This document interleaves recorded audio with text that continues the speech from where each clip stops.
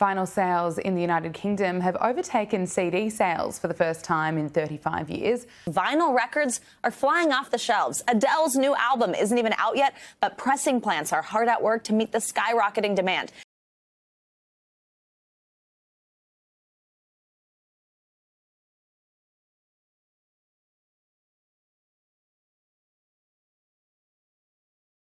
Vinyl, the word on everyone's lips nowadays. Why was it so popular? Why is it back?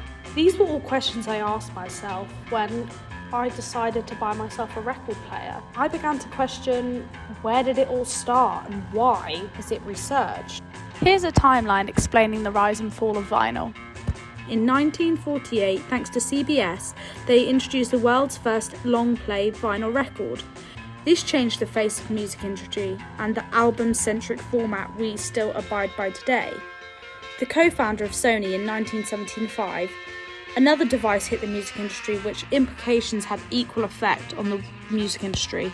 The Walkman had everything. Using a magnetic cassette technology, or cassette tapes, you could grab a music tape, some batteries and listen to music anywhere, on the bus, at school, at the beach. Within 5 years, the Walkmans released and cassette tapes had outsold records.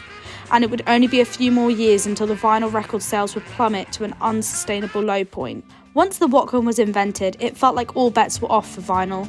Portable CD players became a big thing in the 80s, and the iPod in 2001, and then came streaming services, and the rest is history. Came iTunes and streaming services that allowed consumers to listen to any song at any time. Suddenly going out and buying music became a retro activity. As many music fans embraced the future of the free digital music, there was a small minority who were pushing back.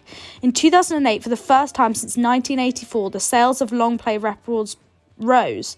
And it wasn't by a minor fluctuation. Vinyl sales increased by 98%. The question is why did it resurge over a decade later? And if this is a trend, is there a place for vinyl in the modern music market? So I went to my local record store, Lowell, which is owned by a 32-year-old young gentleman. Why do you like vinyl compared to like CDs, streaming? Yeah, I think so. I was introduced to vinyl really young.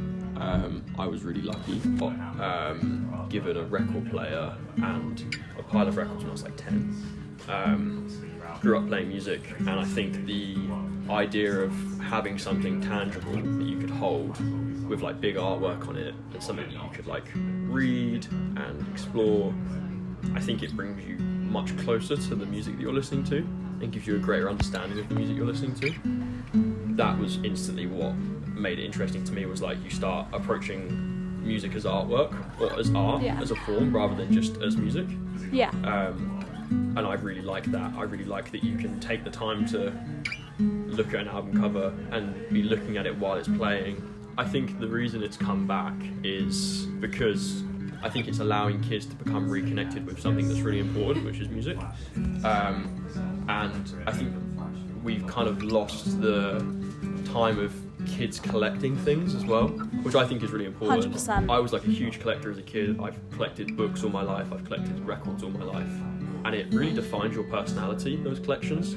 And it did in the 70s and in the 60s, like having someone's record collection, like looking through someone's record collection was like insight into their personality. And I think sort of my last question is like, why do you believe music's important? Long and short of that answer is that I think it's the most accessible and purest kind of art form. You know, anyone can make music, anyone can play music if they really want to. Yeah. I think it's a great way to get kids inspired and be creative, and they learn something. I just think it's the best. It like allows people to be a part of a community. It allows people to be creative in whatever sense they want without being judged, because there's always an audience for whatever genre you play.